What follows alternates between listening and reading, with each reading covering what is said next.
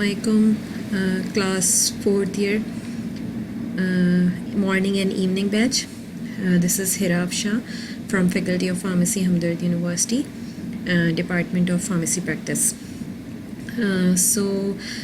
Basically I am here to teach you the clinical pharmacy lab course Pharm-605, and I am going to start my first lecture with the introduction of the clinical pharmacy.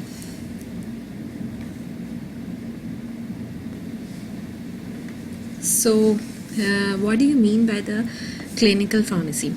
Basically, the clinical pharmacy means the patient care at bedside, and it is that branch of pharmacy in which the pharmacist provide the patient care which optimizes the proper use of medication, and it promotes the health and safety and wellness of the patient, and as well as it also helps in the disease prevention.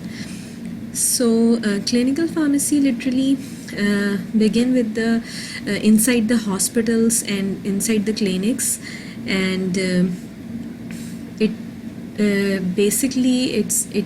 literally means the patient care at bedside. So clinical pharmacists have some role in the healthcare system, and they often work in collaboration with the physicians, nurses, and other healthcare providers and the other medical staffs to provide the good patient care. Clinical pharmacist basically ensures the safe use of the medication, and it also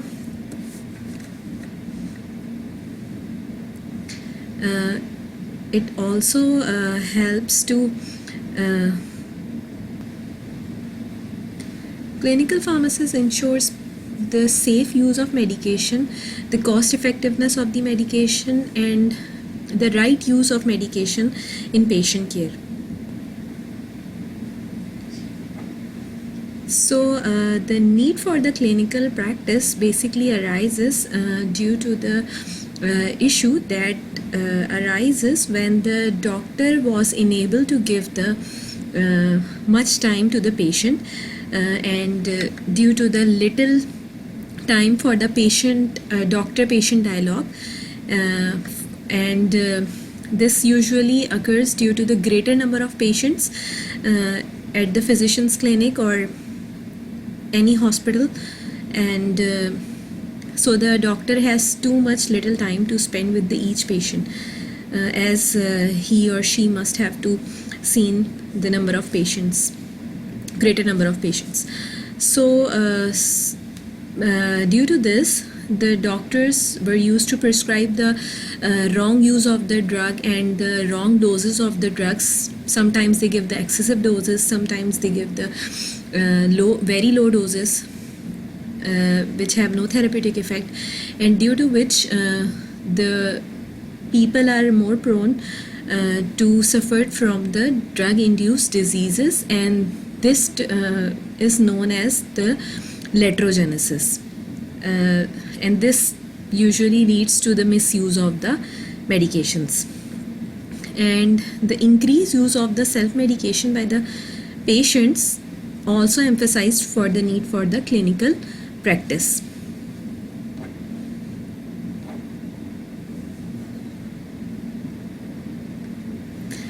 So due to these issues, the clinical pharmacy arises.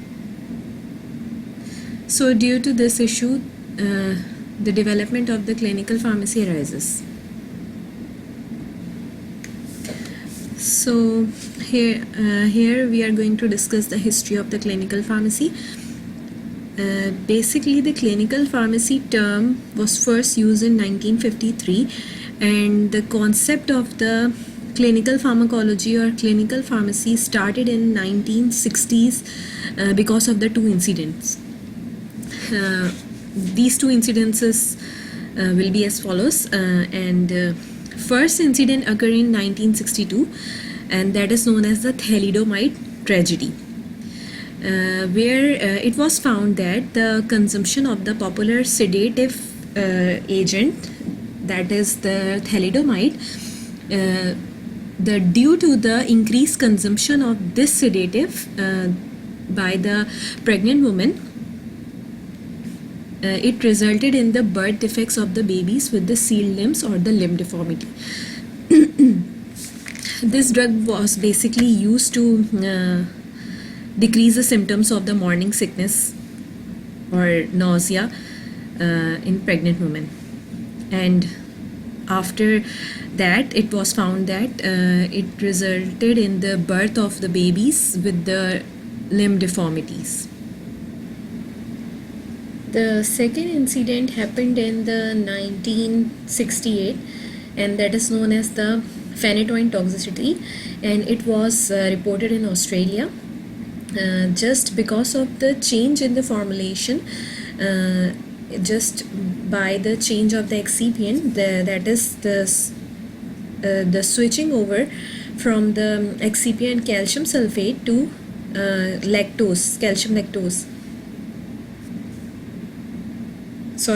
calcium sulfate to lactose as an inert excipient in the tablet of the phenytoin.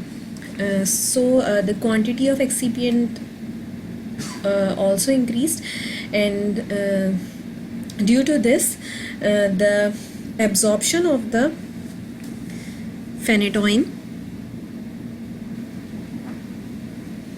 it happened just because of the interaction between the calcium sulfate and the phenytoin. The calcium sulfate and phenytoin had some interaction with each other, so the absorption of the phenytoin in the body was reduced. And by changing this excipient from calcium sulfate to lactose, the absorption of the phenytoin increases, and it results in the phenytoin toxicity. And it was reported in 1968 in Australia. And so the clinical pharmacist also has the responsibility to investigate the bioavailability and the pharmacokinetics as well as the toxicity of different formulations.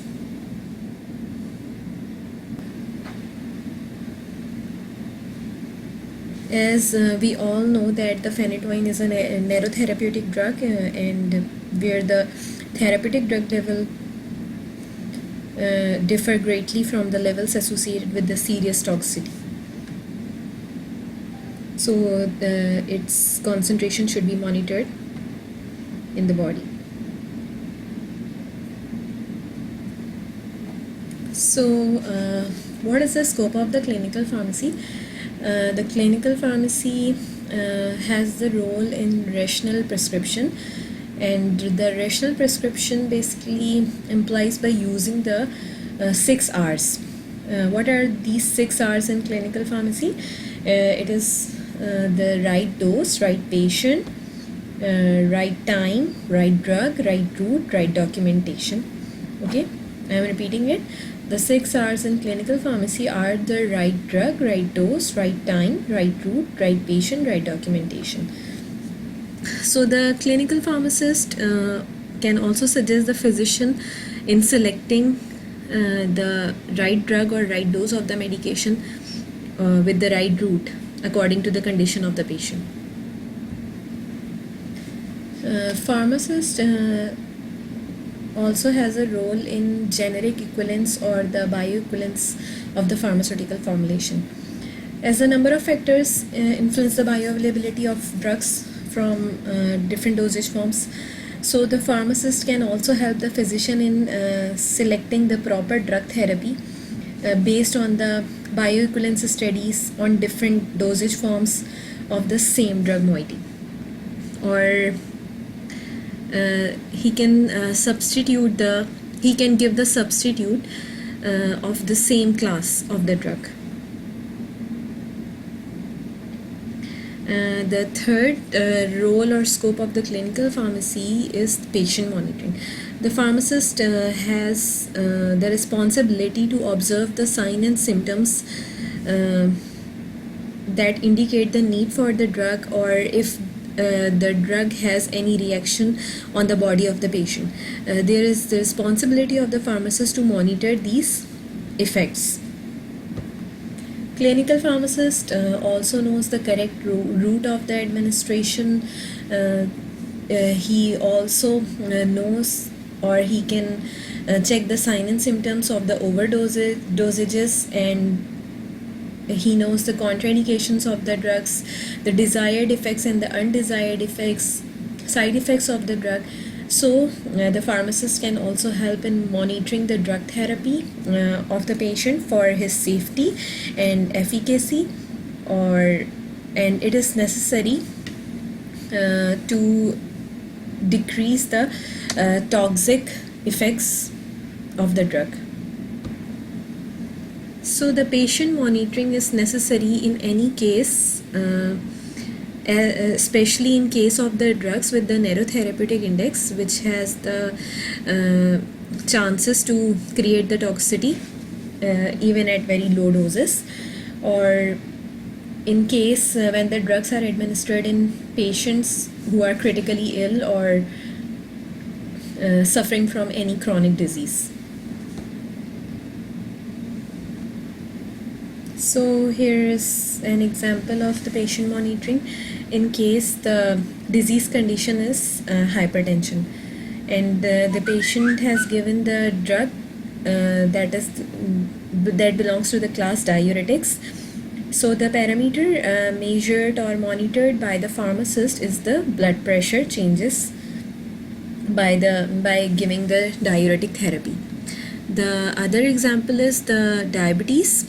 Disease condition is diabetes, and the therapy given is insulin, and the parameter measured is the urine glucose.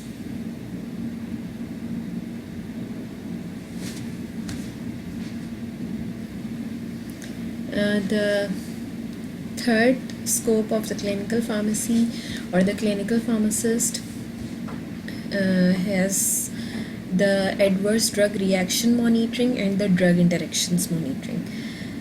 As the clinical pharmacist can compile and process all the data by using the computers or the softwares and make it available to other medical staff, so he may also suggest the alternate therapy if any drug has interaction with the food or drug-drug interaction, etc., or if that drug is giving the ADRs, adverse drug reactions, to that patient.